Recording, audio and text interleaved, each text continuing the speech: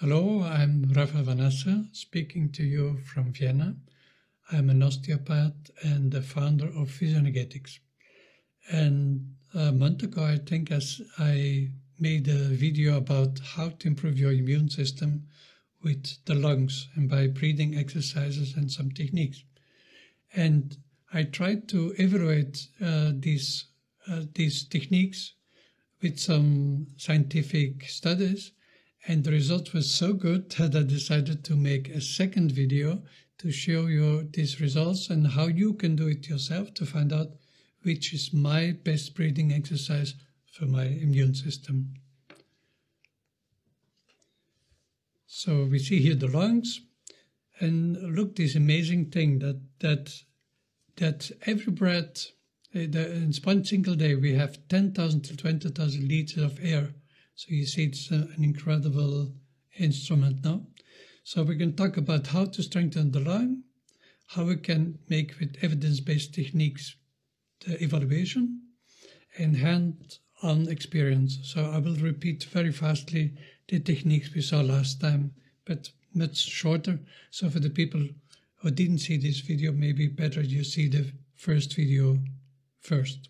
But let's start with the first test. So sit straight and now make a very nice slow breath. So breathe in and breathe out. And now feel what your body does. So 90% of my patients, they get a longer feeling. So the head goes away from the body. And that's a vertical breathing. And in fact, that's not so good because you breathe too much with the thorax. And that's really not so healthy. So these are the 5 exercises we're going to do. We're going to do a technique we call the doming of the diaphragm. Then we're going to breathe against resistance. Then we're going to hold the breath. Then we're going to do this alternative breathing with the nostrils. And then we're going to do this humming. So the first is the doming of the diaphragm. And we see the diaphragm, it's there. Okay, it's difficult for me to show with my finger. But you see in the middle, we have this central tendineum. And at the side, we have an effector muscle. So we have, if we want to relax the muscle, and many patients have that the diaphragm is too low, we have to push the diaphragm up to relax it. And here we see a very nice anatomically picture where we see that the pericard is fixed with the diaphragm. So you see, if we get this lowering of the diaphragm, we can get too much tension on the pericard, and of course the capacity to breathe is much less. And who is the commander of the diaphragm? Of course, the phrenic nerve. But if we see the phrenic nerve has also sensitive fibers, and they come mostly from the center of the diaphragm, from the center tendon. So we can understand if there is so many sensitive nerves that the body has to know how much tension we have on this part. So relaxing this is very important. And here we see an interesting study where they look to the flexibility of the hamstrings and the flexibility or the mobility of the spine. And they did the doming technique and then looked afterwards if this is better. And this is our first evaluation we're going to do. Okay, so first you make these 2 exercises. So you turn and you bend forwards and look where you have tensions, where you have pain, where it's more difficult. And then we're going to do the doming. For that, I brought some help here. And so what we're going to do is when we exhale, we push upwards. And when we inhale, we let go. So pushing up by inhaling and letting go, pushing up, and that we do 5 times. Just with the breathing we push up and let go.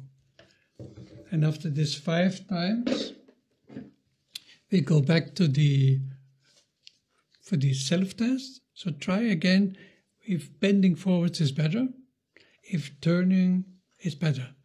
And in my case, 70% of the people are much, much better, what confirms the study we saw before.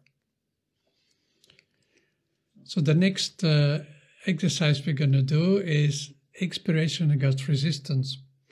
And if you can see, so we call it also the pushed lips, because pushing your lips forwards and exhaling. And this creates bigger pressure in the lungs, and the alveoli open much more. So very good thing, because some people don't open the alveolus enough. It also, of course, you breathe against resistance, so it stimulates the breathing muscles. And also it lowers the frequency of your breathing, and from that also the frequency from your heart rate. So that's also a positive thing. But if you want to do it more professionally, you need to buy this little device here that you see, this relaxator. That's a Swedish product, and I put you the website there where you can buy it. And that has an advantage that you can change the numbers, and you can maybe see it there. That's the numbers 1, 2, 3, 4, and that's the resistance you get. So if you put on 1, you get little resistance. If you put on 5, you get much more resistance.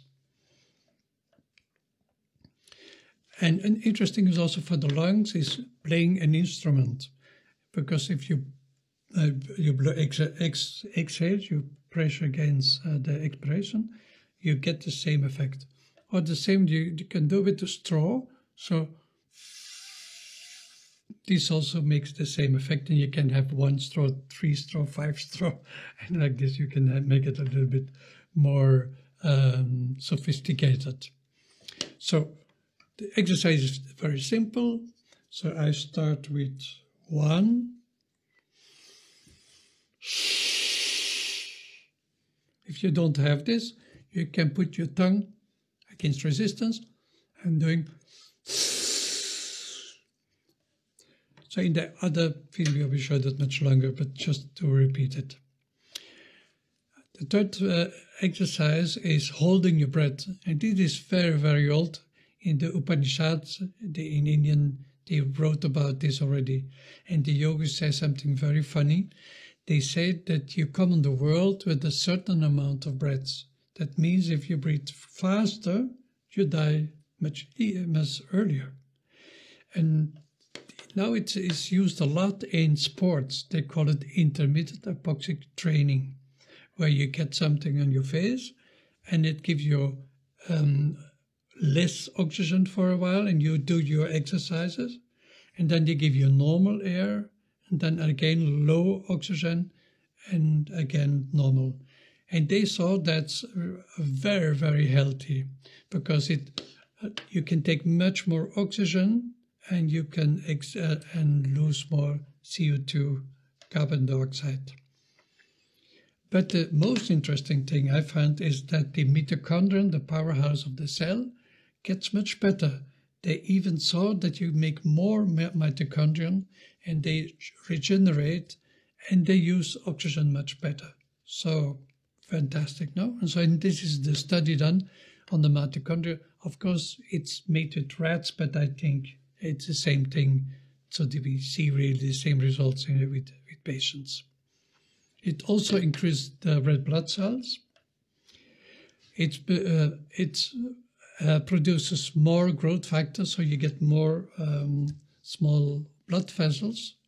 And that's the most interesting. You get more nitric oxide. The nitric oxide makes vasodilation in the blood vessels. And it induces the tumor protein P53. And this prevents cells to turn into cancer cells. So interesting, no? So holding the breath. So how I do it? So I go walking. I try to go walking every day. And then I stop and breathe fast exercise like this. They call it fire breathing. And then afterwards I close my nose and I walk as long as I can till I feel I need to breathe. And then I breathe very deeply in, I close my nose and walk again. And then you can walk again. And this I do with interval. So I do this, walk normal, do this again, walk normal.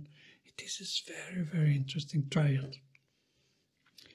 The next, the fourth exercise is this alternative changing of the breathing. So you breathe in one side, you breathe out the other side, you breathe from the same side, and then the other side, okay? And this lowers your resting heart rate. And we see that the resting heart rate is a sign of very good health. The lower your breathing rate is, the longer you're gonna live. And you can see it here. There's a study from Professor Cook.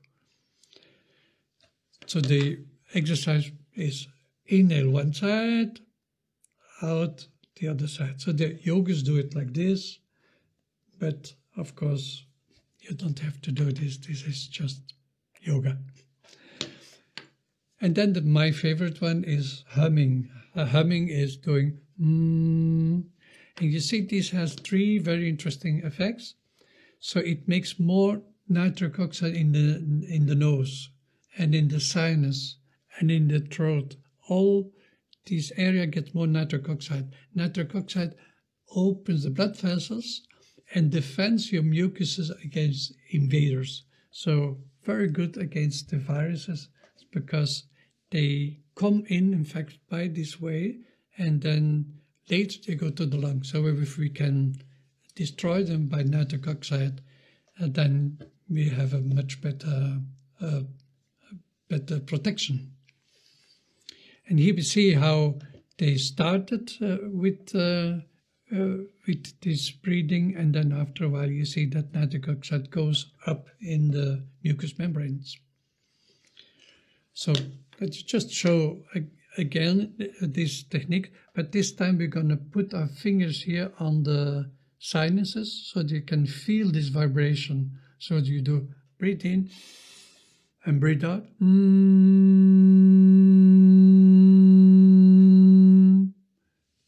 Again here.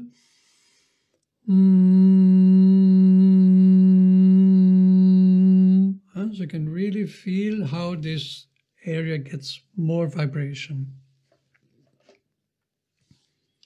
And a very interesting study done in 1980s, very big study with 5,000 men, and they saw that people with a good vital capacity live much longer, have less illnesses, and what shows also the good thing from exercises. So we have these 5 exercises that we saw already, and each one has a different effect on the body. And so the diaphragm, the doming, makes more mobility of the spine and the relaxation of the hamstrings. The apnea, holding the breath, more oxygen in the alveoli and the mitochondrium. This one I didn't show you now, but this was this breathing with 6-2-6-2, and that has a very good effect on the autonomic nervous system. The Chapman reflex I didn't show you, that's also good for the lymphatic system. And then the alternative breathing lowers the pulse rate, and the humming has nitric oxide. And now we're going to see if that's really true. So these are the 4 exercises we're going to use now. So putting the tongue up or using this here. And then we're going to do a test. So you can test, of course, with the arm length reflex. That shows you if the body comes in stress or not in stress. But we can also do it more scientifically with evidence-based. So putting all this idea I saw before to the test, if it's really true that breathing is good for us and which one is the best for us. So I give you four ways to test it. The spirometer that I didn't brought, but here you see the picture from the spirometer. So there's for the vital capacity, you breathe in, breathe out as long as you can, and then you see if it gets better after the exercise. The second is the respiration frequency. So you just relax and you breathe very, very relaxed, and then you see how much you breathe in a minute. So ideal is 12 till 20. But again, the lower, the better. And you see it here. So a mouse doesn't live so long and breathes very, very fast. The whale, very low and lives much longer. So getting our breathing down is very healthy. And this is the machine that I'm using for my research. This is the pulse oximeter. And that measures both. It measures the oxygen saturation and the frequency of the heart. So very good thing. And for our research, we're going to use only this thing, but you can do it also without buying it. This is so good that they even wanted to use it in the corona time. So New York Times did a whole article about it and said everybody should have this at home so that they can test how healthy the lungs are. But of course it was not accepted by the drug administration. They said people don't understand this, and so they stopped it. But I found it a good idea. So this is the system we're going to use. So you see above oxy and BMP. Oxy means oxygen saturation. BMP is beats per minute. Okay. Then you see the dates. You will have 5 days. So 1, 2, 3, 4, 5. So you put it like this. And then the first exercise we're going to do is breathing against resistance. So you do first you measure oxy and BMP. You write down, then you repeat the exercise, and then after you do it 5 times the exercise, and then you write down next to the resistance your saturation and your beats per minute. Yeah. Then you wait 5 minutes. And then you do the next exercise. You do first the basic value. Then you do the apnea.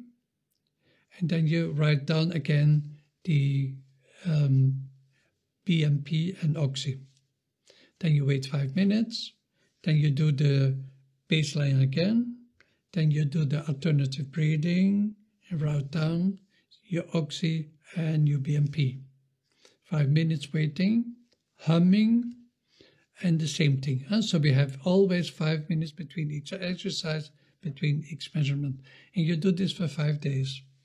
And what's my experience till now is that at the end of this measurement, people have already before they start, that means in the basic value, much better oxygenation and much better BMP, so beats per minute.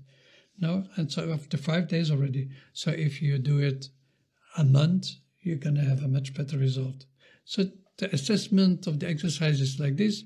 Each exercise 5 times, every day at the same time. You wait around the meals for 1 hour. So because if you have intolerance, this is going to affect this breathing assessment. 5 minutes, I said already, no? So why giving exercise to your patients? No, because that normally we don't do this as osteopaths. So my experience was when I was a student in osteopathy, one of our teachers was 80 or 82, I think he was. And he came with the bike to teach us. And one day I asked him, how do you do to be so fit and being 82, coming with the bike and teaching and giving all your experience? And he said, Raphael, avoid negative patients. And I said to him, that's easy to say, but how I know they are negative? Very easy. I said, you give 1 exercise. And next time when you come back, you ask, did you do the exercise? And if they really did it, they will do it immediately. If they look upwards, they said, they didn't do it. So then you say, you didn't do it, I see it. So I give you one chance more.